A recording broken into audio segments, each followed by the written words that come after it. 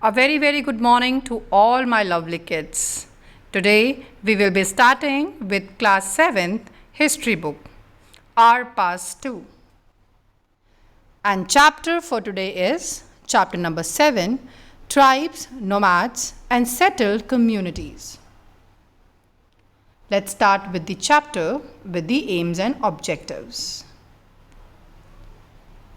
To convey an idea of long-term social change and movements of people in this subcontinent, we will understand political developments in specific areas. We'll also get to know how anthropological studies, inscriptions, chronicles are used to write history. We'll get to know about many tribes merged with the caste-based societies and adopted Hinduism. We will learn about Varn-based societies interacted with different tribal societies. And at last, we'll get to know about new subcaste or jatis emerge with the earlier caste. So let's start with our session with the introduction of this chapter. So over different periods of time, we have seen different type of developments and changes. So just like that, various political, economic and social changes occurred in different parts of the Indian subcontinent. With this, different kind of societies evolved in different places. They have emerged as per the different area and their culture. The society was divided into 4 Varn system. First, Brahmins, second, Kshatriyas, third, Vaishyas and the fourth, Shudras. Let's just have a look to this Varn system through a picture. First one is the Brahmin, who have the knowledge of text and Vedas. They considered as the highest Varn in our Indian society. Second is the Kshatriya. They are the warriors who used to fight in the war and protect the people. The last 2 are Vaishya and the Shudras. Due to this system, which system? Varn system, the difference between the classes and caste increased in the society. Now, let's learn about tribal societies. Most of the tribes were dependent on agriculture as they lived in the forest, and others were herders and hunter-gatherers. Tribes are people who do not follow rules and regulations set by the society. They combine these activities to make full use of the natural resources of the area in which they lived. Some tribes were nomadic and they used to move from one place to another, as these people are completely dependent upon the nature and they lived in the forest. So they always tried to make use of all the natural resources in their area. A tribal group controlled land and pastures together and divided these among households according to its rule. Sometimes they clashed with the more powerful caste-based societies. But the caste-based and the tribal societies also depended on each other for their different needs. Many tribes live in forest, hills, deserts, and other places which were difficult to reach, as in an ancient time, the developed places were not possible to find out.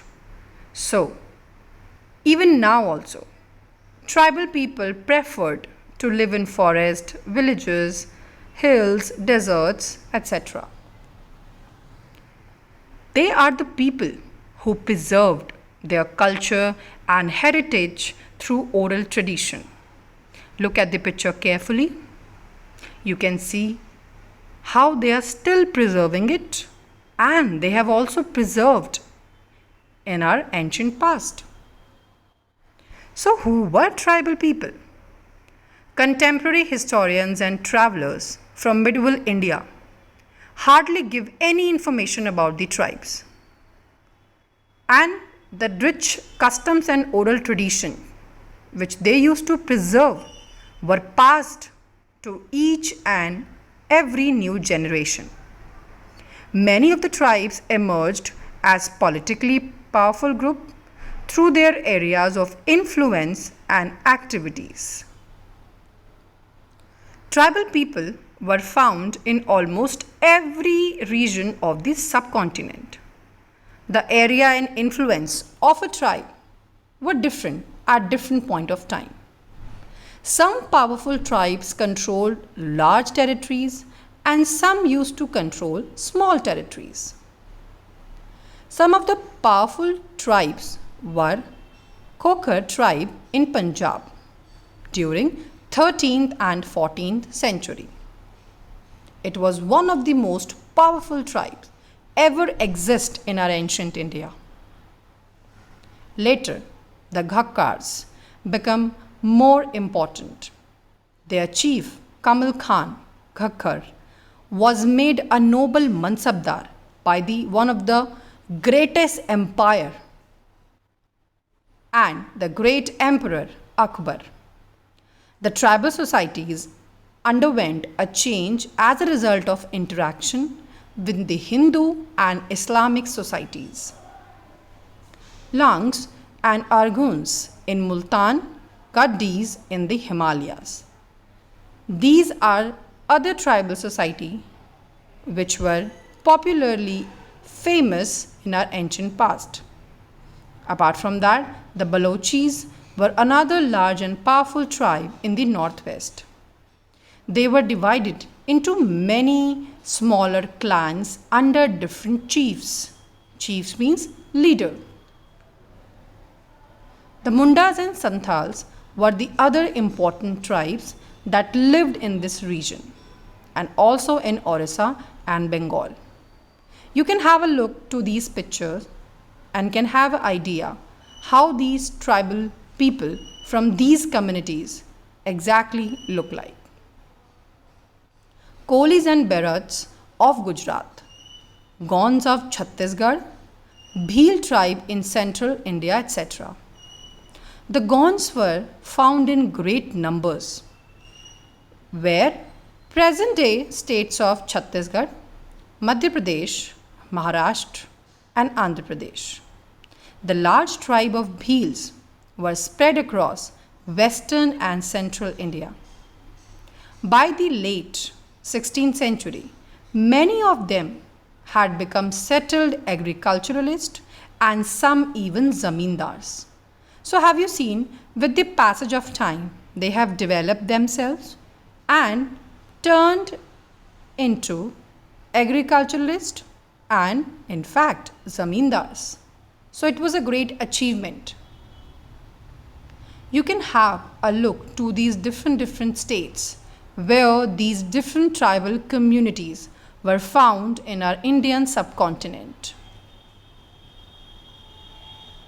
The tribal societies underwent a change. Why? With the interaction with the Hindus and Islamic societies. In many areas of present-day Bihar and Jharkhand, Chero kingdom had emerged by the 12th century. Raja Man Singh, Akbar's famous general, attacked and defeated the Cheros in 1591. So how nomads and mobile people lived? So far we have discussed about their society, their group names, their culture, but how they exactly lived. So let's just learn about it. The pastoral nomads moved from one place to another with their herd of animals. As you can see in this picture, the herd and the one who's controlling this herd taking their animals from one place to another. They survived on milk products and exchanged ghee, wool, etc., and with farmers for grains, cloth, utensils. For the better understanding, please have a look to these pictures. So most important trader nomads were Banjaras. Their caravan was called Tand. They brought and sold these goods as they moved from one place to another and transporting them on their animals. So, as their name is Banjara, this term is quite clear that they used to move from one place to another so that they can bought and sold the goods.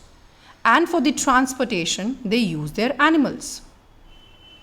Sultan Alauddin Khilji used Banjaras to move grain to the city markets. They transported food grain for the Mughal army during military campaigns. With a large army, there could be 1 lakh bullocks carrying grain. You can have an idea how big and famous community were Banjaras. Pastoral tribes basically reared and sold animals. You should know the difference between the nomads and pastorals. So pastoral tribes are the tribes who used to rear and sold animals like horses, cattle to the prosperous, to the rich classes in an ancient past. Pastoral tribes reared and sold animals like horses, cattle. As you can see in the picture, what kind of animals they used to rear to the rich classes in our ancient past. They made and sold wares such as ropes, reeds, straw matting, etc. Again, I want you to see the pictures so that you can understand these terms in a better way. They made and sold wares, and sometimes mendicants acted as wandering merchants. They were caste of entertainers who performed in different towns and villages for their livelihood. Due to various economic and social developments, the demand for people with new skills increased. Smaller caste or jatis emerged within the Varn.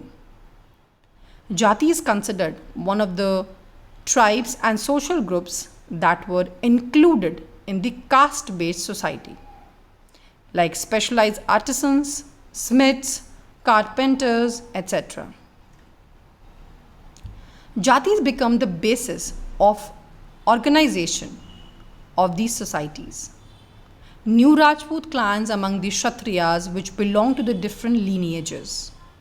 For example, Chandelas, Chalukyas and others replaced the older rulers, especially in agricultural areas.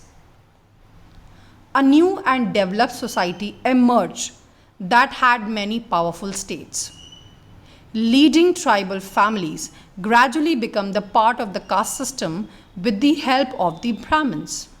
But majority joined the lower jatis of caste society, and many of them continued to reject the caste system completely. Here we are learning that how jatis and communities became the most important and the influential part of the society. Some people from the higher caste, from the higher jatis, and some people are from the skilled jatis. So they all were grouped into different jatis, and they were ranked according to their occupation, background, skills, etc. So it was a new kind of a system emerged in our ancient past, which we can call as new caste and hierarchies.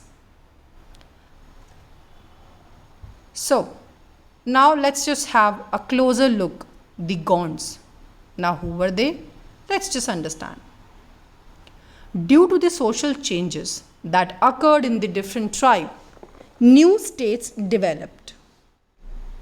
The Gaunts lived in the forested area of the Gondwana. which is the present day Odisha. Gaunts practiced shifting cultivation. Look at this picture carefully. They are telling you step by step. So what they used to do? It's an agricultural system. Which system? The shifting cultivation, in which plot of land are cultivated temporarily. They abandoned and allowed to grow naturally while the cultivator moves on to the another plot. The large Gaunt tribe was divided into smaller clans which had their own rajas or reis. Large Gaunt kingdom began to dominate the smaller Gaunt chiefs. The administrative system then became centralized as the kingdom was divided into gras, which were ruled by the different Gaunt tribes. Gars were further divided into chorasis, and it was the unit of 84 villages, which were further divided into barhots, and that was the unit of the 12 villages. Due to the emergence of these new states, the Gaunt society began to be divided into unequal social classes. Gar Katang was a rich state. It was a large as it had 70,000 villages.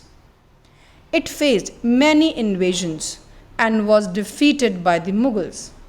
It means this rich state was captured by so many people, but at last they defeated by the Mughals.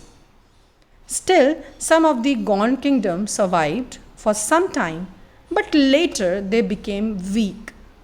They were not able to survive for a longer period of a time. The emergence of large state changed the nature of Gaunt society. Their equal society slowly got divided into unequal social classes. Brahmins received land grants from the Gaunt Rajas and became more influential and more powerful. The Gaunt chiefs now wished to be recognized as Rajputs. Aman Das, the Gaunt Raja of Garkatang, assumed the title of Sangram Shah. Now they tried to be developed, I would say more developed and more powerful. Now they themselves wanted to be recognized from a different background or a society. Like here the Gaunt chiefs wanted to recognize as a Rajput. His son Dalpat married Princess Durgavati, one of the famous women personality in our ancient past, the daughter of Salbahan, the Chandel Rajput Raja of Mahoba. Dalpat was died early, but Rani Durgavati was very capable and started ruling on behalf of her 5-year-old son, Bir Narain. Under her, the kingdom became even more successful. In 1565, the Mughal forces under Asaf Khan, attacked Garkatang. Rani Durgavati had a fight with Mughal forces. So could you see how brave she was? She was defeated and preferred to die rather than surrender along with her son. Garkatang was a rich state. When the Mughals defeated the Gaunts, they captured huge precious coins and elephants. And I think this was exactly happened whenever any war fought between the two kingdom or the two people. The one who got defeated hand over or to surrender everything that they have to the another one who won the war. They captured part of the kingdom and granted the rest of Chandra Shah, an uncle of Bir Narain. Despite the fall of Garkatang, the Gaunt kingdom survived for some time. They became weaker and later struggled unsuccessfully against the stronger Bundelas and Marathas. Now we'll talk about and learn about the Ahoms. In the 13th century, the Ahoms migrated from regions of present-day Myanmar to the Brahmaputra Valley. They established new states by suppressing the old political system of Bhuyans, that is landlords, by conquering powerful kingdom like Kochajo in the 16th century and by subjugating many tribes. They used new and advanced ammunitions like the firearms. Could you imagine in the 1530 firearms? And they began to make gunpowder and cannons by 1660s. You can have a look what kind of modern and advanced ammunition they have used. This is the cannon which were used by 1660s. The Ahom kingdom faced many invasions from the southwestern areas of the Indian subcontinent. They were finally defeated by the Mughals in 1662, but could not be controlled for a long time.